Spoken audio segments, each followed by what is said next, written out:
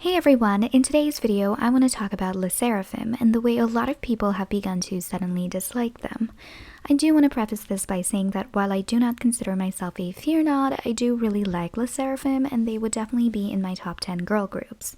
However, me saying that does not mean I stand by, condone, or am defending any of their actions, nor am I going to be the definitive judge deciding whether they're guilty or not. I just find it so fascinating how any celebrity or even K-pop group can basically go from being highly praised and loved to hated, or the opposite. And SSERAFIM is K-pop's most recent example of this, so what happened? I think international fans especially really like SSERAFIM, and while some like them for their music, a lot that I observed did that thing that international fans do with international idols. Super vague, let me elaborate.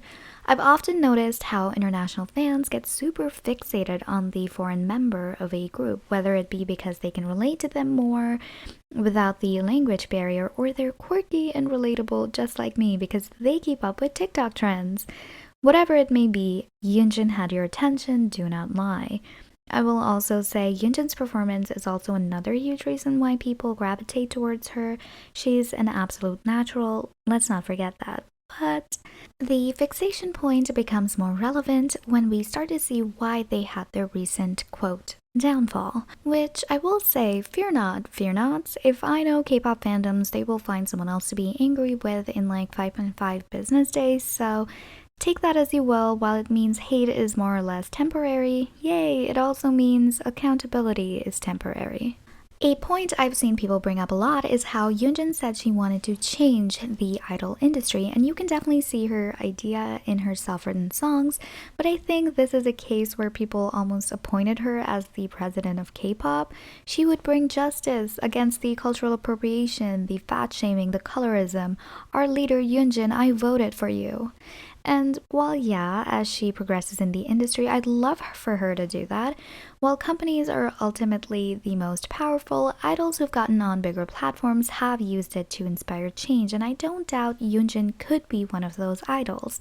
The fact that she's American, however, and the fact that she said this almost led you all believe that a somewhat newer idol, keep in mind it hasn't even been 2 years since SSERAFIM's debut, you all really believed an almost rookie idol under this big huge tyrant-like company could change the entire industry? Saying she's abandoned her goal, become like the rest, well, duh, you gotta blend in and break the operation from the inside. Don't blow her cover. But in all seriousness, I will side with Yunjin in this aspect because she said she wanted to change the industry, and it doesn't mean she can do it immediately. Give her time. More importantly, this statement also meant people would hold SSERAFIM to a higher standard. Surely, if Girly is going to clean out the entirety of K-pop, she's going to make sure her own group is squeaky clean, right? The first issue arose when SSERAFIM's new music video, Easy, featured them dancing in a church. This church is the Emmanuel Presbyterian Church in LA, and a lot of people, including fans, were upset as they thought it was inappropriate to dance and perform and film in a church. Not only that, they used their own symbol imagery of eyes and horns, which I'm not religious, but people found that to be either satanic, which okay, or disrespectful, which is understandable. I don't think the members themselves picked the venue, but this is with most scandals in K-pop, a lot of the blame falls on the face of the brand, and the girls are the face of the brand. I understand that the venue is beautiful and possibly picked for aesthetic purposes, but surely a similar set could be recreated somewhere else. However, I do have a few qualms.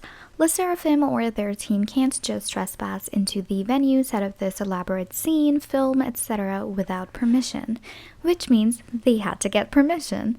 The page for the church has a specific section outlining that the church can be used for Hollywood filming locations, student films, etc., so they're quite literally permitting, if not encouraging this, as it possibly helps them maintain the location and its services.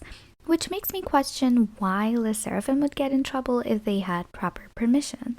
Maybe it's the content that was the issue, and that is definitely understandable, and I wonder if there is a process in place to vet the content that gets filmed at these churches. Regardless, this was the first tipping of the scales. And now to something that'll literally seem like child's play in comparison, their encore performances. K-pop fans have gotten very serious and critical about encore performances in late 4th gen and 5th generation. Like, this is what encore performances used to be like.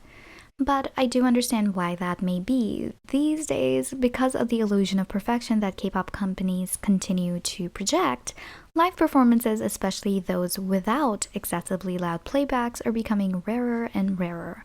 While we may not really doubt K-pop idols and their musical abilities, we're almost forced to when we get to really hear them once in a blue moon and it doesn't quite sound right. While a lot of these instances can be explained by a lot of K-pop fans just not being aware of how live singing sounds and assuming that breathing or general normal mouth noises are bad technique, or K-pop idols themselves being nervous because they know this performance will be judged like no other, we don't really know. But the SSERAFIM's vocals disappointed fans, which again gave netizens a lot of ammunition to continue to hate them. Lastly, Yunjin. Now, I'll just preface this by saying I really dislike how idols raised in Western countries or those that speak English are almost expected to be more politically correct than others. I have definitely been guilty of doing this in the past as well, but doesn't it seem hypocritical to hold one over the other in an age where literal memes are internationally known? We have access to so much information online that you can't blame the education system for your ignorance anymore.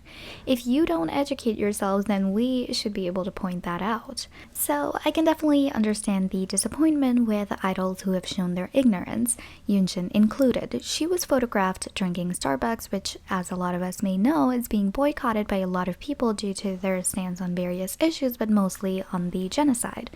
Again, I know we cannot shape others' political views and opinions, however cut and dry an issue may be, but as discussed before, Yunjin presented herself as different. Fans expected her to be different, keep her backyard clean, be the change we want to see, and this just pissed people off because it was yet another reminder that Yunjin wasn't really doing any of that. I won't give you an opinion on how you should feel because personally my opinion on this situation is quite mixed and nuanced, but the point remains. Yunjin was seen as one of us. She was on K-pop Twitter, she's American, she's quote, woke, but that but is really bothering people, and I can see why. I can also point out the issues with holding her to such a high standard as mentioned before, and that is why this issue is one that, while I do understand and even feel anger for during some parts, I also feel the need to defend the group during others. So I would love to know what you think in the comments below.